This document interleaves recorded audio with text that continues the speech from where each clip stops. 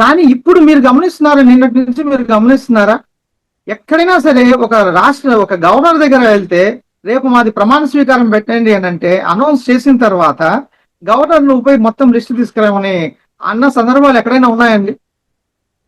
ఎక్కడా లేవు. అలాగే ఇప్పుడు మీరు చూడండి, డిఎంకే అండ్ ఏడిఎంకే రెండు ఒక దశలో ద్రవిడ నాయకులు ఒక దశలో ఎంత మూర్ఖత్వానికి ఆలోచిస్తున్నారనంటే, మనమంతా ద్రవిడలం కదా, మనం రెండు పార్టీలు సైద్ధాంతికంగా ఒకటే కాబట్టి రెండు కలిసిపోదాము, కలిసిపోతే విజయ్ని నిలువరించవచ్చు అనేటువంటి ఒక స్థితికి కూడా వస్తున్నాయి అని అంటే, మీరు చెప్పండి విజయ్ ఎంత భూకంపాన్ని సృష్టించాడు చెప్పండి.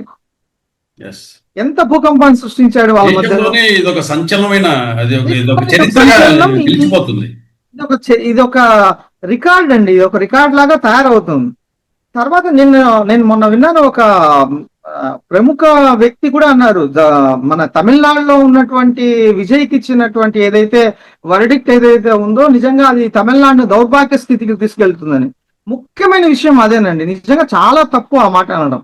ఎందుకనంటే 2006లో మీకు కరుణానిధి గారు పూర్తిగా సంకీర్ణ ప్రభుత్వంతో నడిపారు. ఆయనకు వచ్చిన సీట్లు 90 అప్పుడు నడిపారు ఆయన. సో ఆ ఉద్దేశంలో ఎందుకు అనుకోరు?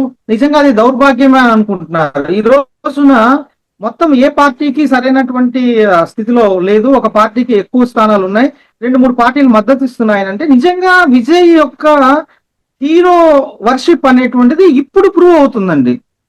సో ఎలక్షన్స్ ముందు ఆయన చేసి ఉండొచ్చు, ఎలక్షన్స్ తర్వాత చేసి ఉండొచ్చు, ఇప్పుడు ఆయనది ప్రూవ్ అవుతుంది. ఎందుకనంటే ఇప్పుడు ఆయన ప్రభుత్వాన్ని రన్ చేయాలి అని అంటే ఆయన ఇచ్చినటువంటి ఆఫర్ చేసినటువంటి పథకాలు సక్సెస్ గా కూడా యాక్సెప్ట్ చేసినట్లుంది జస్ట్ ఇందాక. అదొకటి కావాలి చేసింది. ఓకే.